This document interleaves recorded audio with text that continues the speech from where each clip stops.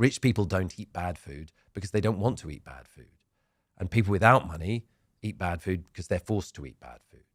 And the cognitive dissonance that you and I were talking about, quite often we will find people with low incomes making quite cogent arguments about the food that they eat, appearing to side with the companies that are predating on them.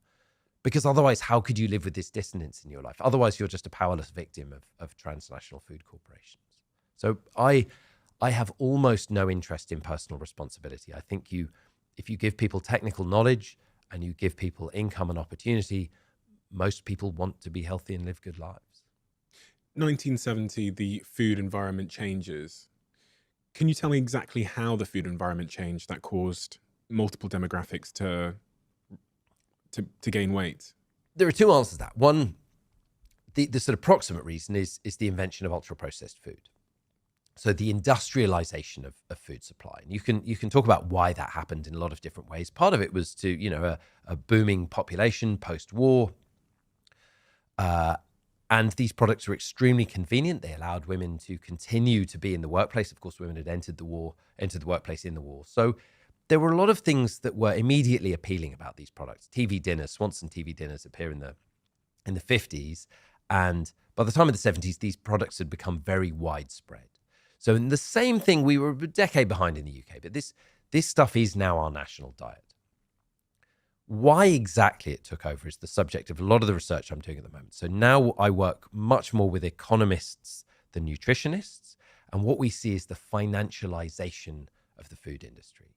So the primary determinants of almost every action that happens in almost every food company that supplies, say, 90% of our calories, all the indicators are financial. And so part of it is the takeover of the food system from being a system where people would grow a lot of their own food, make food at home, they buy ingredients from local shops, to a small number of companies supplying food. So now 75% of the calories that are consumed globally come from 6 companies. It kind of like sounds like a mafia of sorts, like a food mafia. I'm going to let you say that. Yeah, well, no, don't let me say it. I don't want them coming for me. I brought some food along with me today. I'm looking at it. Because I wanted to get quite distracting. I wanted to get your opinion on it. So I brought a group of food products on the left here. Now, these are things that I think growing up, I thought were good. Yeah. So you're very bold with these brands. I mean, you're really limiting sponsorship opportunities. Well, you know, I do think about that sometimes, but I also don't really care. I think I'm in the pursuit of truth here. So much of why I do this is to educate myself. And I think if I educate myself, then I'll help educate other people. Yeah. That's why I'm also okay being a total idiot on this subject matter, because that is the truth. So here I've got 4 products that are typically seen as being quite healthy. Breakfast cereal, Cheerios, I grew up thinking, good for me. Actimel, good for me. Diet Coke, great, because there's no sugar in there. And then this is whole grain bread. 50% of your daily whole grain in just 2 slices. Great. Perfect. So for a start, I have a slight unease. I'm going to talk about these products. I have a slight unease talking about any one product. Because the evidence applies to the category of food. Mm-hmm. And this kind of stuff, in a sense, I think these are such brilliant choices because this is the foundation of our diet. And one of the things that's happening at the moment is the food industry exploring painting me as a snob because I'm critiquing these sort of core things, tins of beans with flavoring or supermarket bread, fish fingers.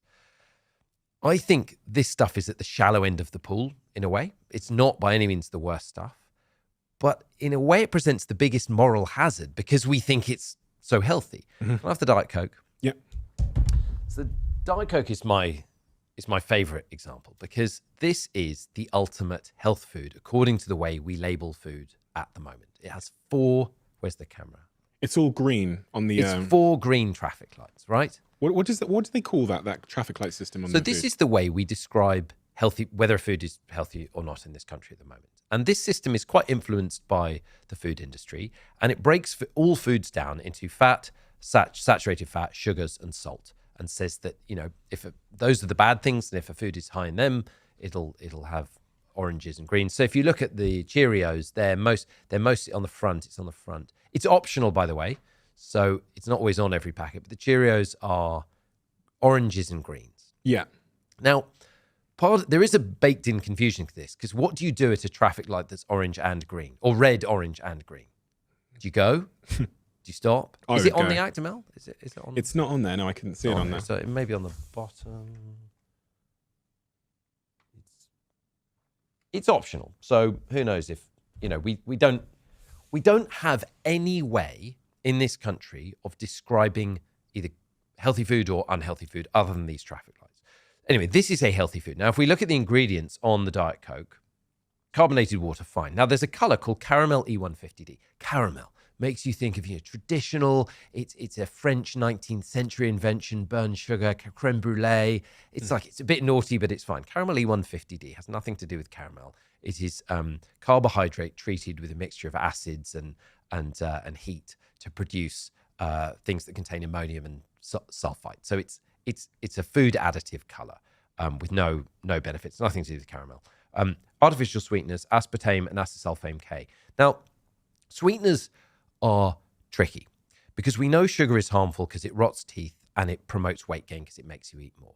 The weird thing about sweeteners is they don't seem to help with weight loss at all.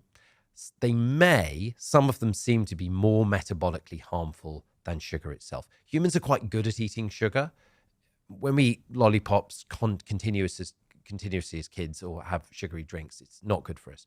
But human societies have for millennia existed with a huge amount of honey and refined carbs. So sugar we can handle, although we should reduce our intake. Sweeteners are quite weird because they're a nutritional lie. You put sweet taste on the tongue, which says to your body, sugar is coming.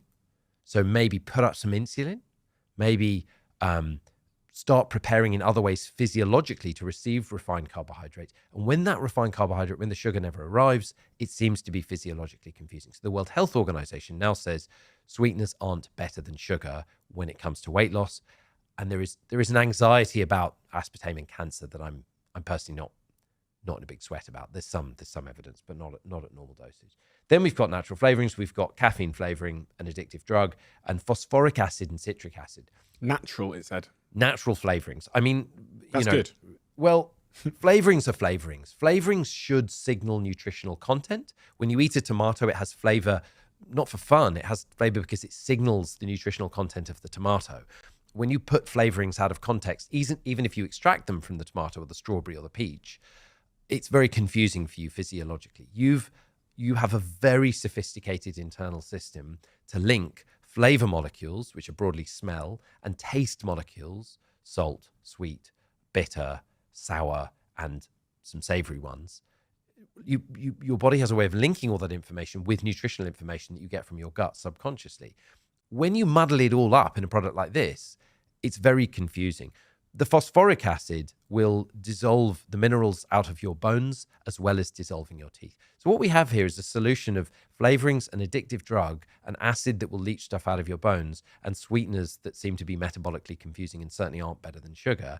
And yet we think of this as a health product. So that for me is the archetypal confused way of thinking about food. And what we also know is that when it comes to kids the age of my youngest, so the age of 3, they're drinking on average 1 can of artificially sweetened drinks every single day. So we've taxed sugar. Sugar has come out of our diet. We've seen no weight loss, no indication that it's helping health. And what we are doing is consuming huge numbers now of these artificial sweeteners, which we also know affect our microbiome. What is a better alternative that's popular on the market than... Because it appears to me that all of the drinks in the bloody supermarket have artificial sweeteners and flavorings, and they do because of the sugar tax. So it's almost impossible now to buy fizzy tax without sweeteners. To buy fizzy drinks without sweeteners. Yeah. So for kids, I try and not give any advice to anyone ever, but my kids eat a lot of UPF, but they don't have fizzy drinks. I think fizzy drinks are really quite harmful across the board. So kids should just drink milk and water, milk if they can have it. And grown-ups,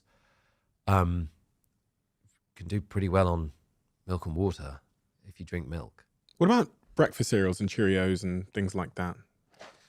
So breakfast cereals are really convenient. I mean, let me see the Cheerios. So I think these... so these probably do meet the... these do meet the definition. Oh, they are, yeah. So we've got things like palm oil, caramelized sugar syrup, colors, an nattonorbixiin, and an antioxidant. And so this is ultra processed. It'll have some fiber. You'll have it with whole milk.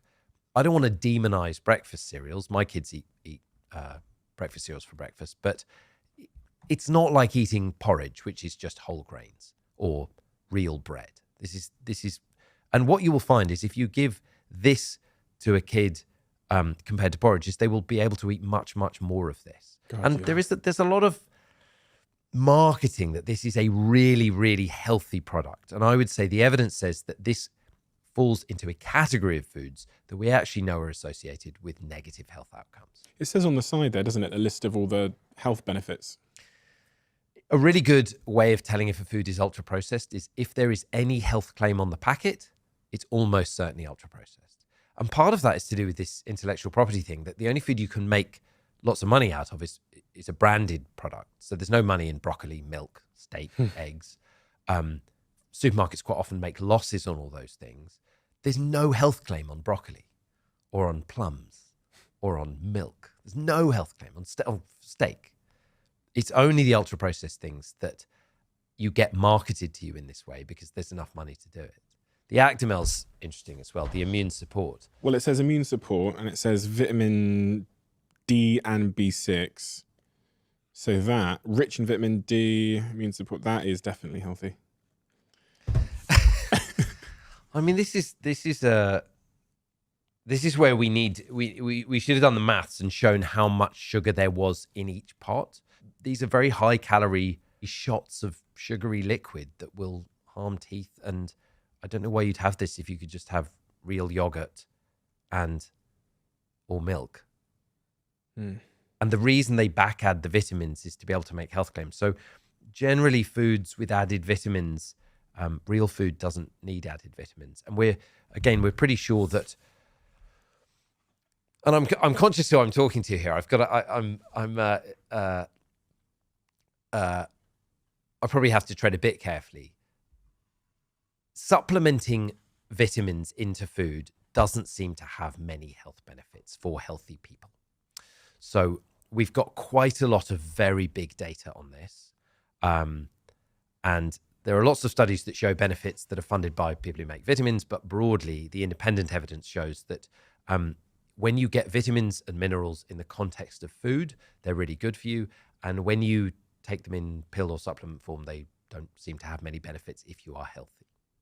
And this food here, this bottle of Coke I've got, a can of Pringles and Cocoa Pops Kellogg's cereal, this is the stuff that I typically think of as like bad, processed, ultra processed, stay away from. You would, but give me the Cocoa Pops. So the Cocoa Pops, if we look at these traffic lights, okay, green, green, orange, orange, pretty healthy. I mean, there is a monkey on the pack selling it to my kids. Yeah, and right? It says high in vitamin. High in fiber. Vitamin D, iron. Yeah, iron, supporting your family's health, rice, added goodness. I mean, everything about this tells you that this is a product not just safe for kids, but intended for kids. And we all know you can't sell things if they're not healthy. There must be some regulator dealing with that. And this is the thing that my 6-year-old will eat 5 adult portions of. So when you eat 5 adult portions, the traffic lights only apply to a 30-gram serving for you. Now, a 30-gram serving is a handful like that. It's one big spoonful, okay?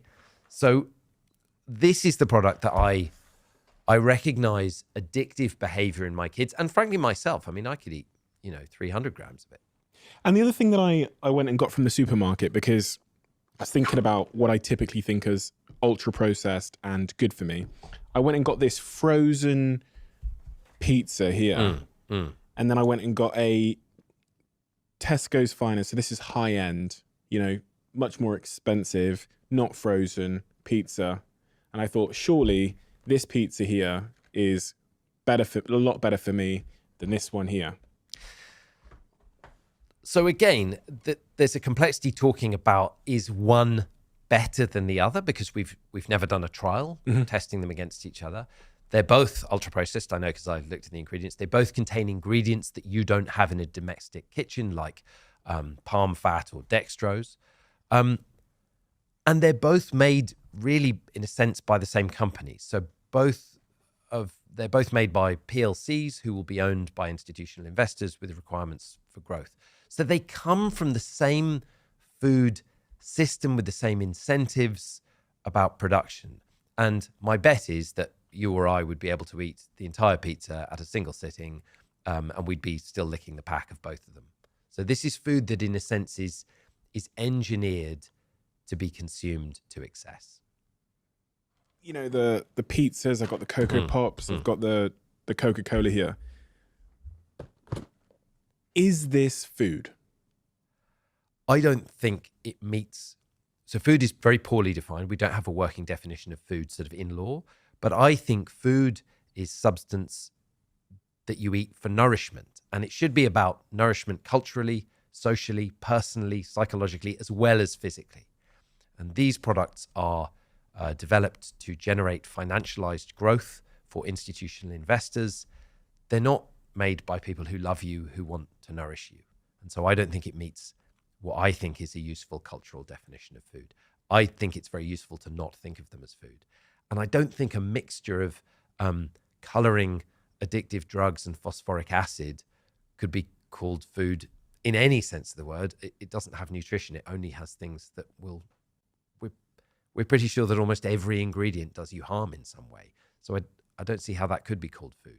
It's a way of commodifying your ill health for the benefit of a very small number of people.